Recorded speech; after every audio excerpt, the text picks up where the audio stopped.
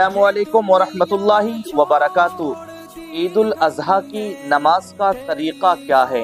یعنی عید الاضحیٰ کی جو نماز پڑھی جاتی ہے وہ کس طریقے سے ادا کی جاتی ہے؟ جیسے بہت سارے حضرات ایک دوسرے کو دیکھ کر کے نماز پڑھتے ہیں، لیکن انہیں نماز پڑھنے کا طریقہ اور نیت کرنے کا طریقہ معلوم نہیں رہتا، چاہے وہ عید الفطر ہو چاہے وہ عید الاضحیٰ ہو۔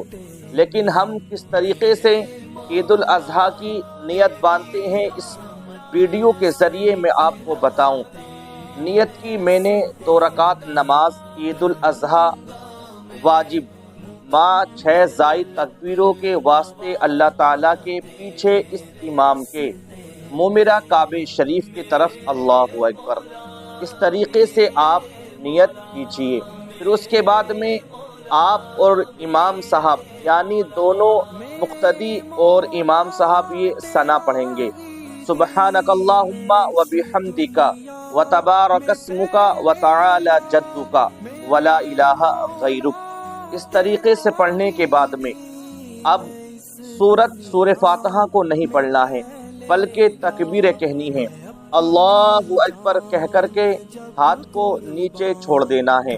پھر اس کے بعد میں دوسری تکبیر کہہ کے اللہ اکبر کہہ کر کے ہاتھ کو چھوڑ دینا ہے۔ پھر اس کے بعد میں تیسری تکبیر کہہ کر کے ہاتھ کو ناک کے نیچے باندھ لینا ہے۔ پھر اس کے بعد میں سورہ فاتحہ پڑھی جائے گی۔ پھر اس کے بعد میں کوئی سورت امام صاحب ملائیں گے۔ پھر معمول کے مطابق اس طریقے سے آپ ایک سورت کو مکمل کر لیں گے۔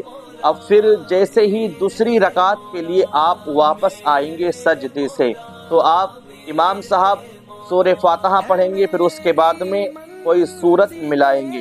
پھر اس کے بعد میں سورت جب مکمل ہو جائے تو اب بہت سارے حضرات جب امام صاحب اللہ اکبر کہتے ہیں، جن کو معلوم نہیں ہوتا تو وہ رکوع میں چلے جاتے ہیں۔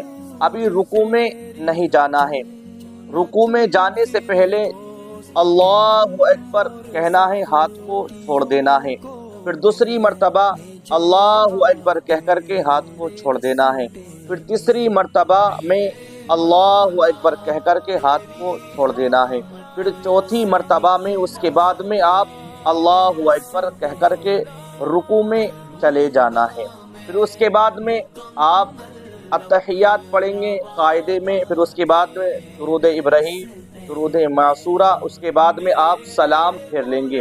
پھر اس کے بعد میں امام صاحب خطبہ پڑھیں گے، خطبہ اولا، خطبہ ثانی۔ پھر اس کے بعد میں دعا ہوگی، آپ دعا میں شامل ہوں۔ پھر اس کے بعد میں جب دعا سے مکمل ہو جائیں، دعا سے جب فارغ ہو جائیں تو آپ ایک دوسرے کو عید الاضحیٰ کی مبارکباد پیش کریں، ایک دوسرے سے مصافحہ کریں، گلے ملیں۔ اس طریقے سے آپ اس کے بعد میں جب عید الاضحیٰ کی نماز سے فارغ ہو جائیں تو شہر والے حضرات اس کے بعد میں قربانی کا اہتمام کریں، اور گاؤں کے اندر صبح صادق کے بعد قربانی کر سکتے ہیں، لیکن شہر کے اندر عید الاضحیٰ یعنی عید کی نماز کے بعد میں قربانی کا اہتمام کریں۔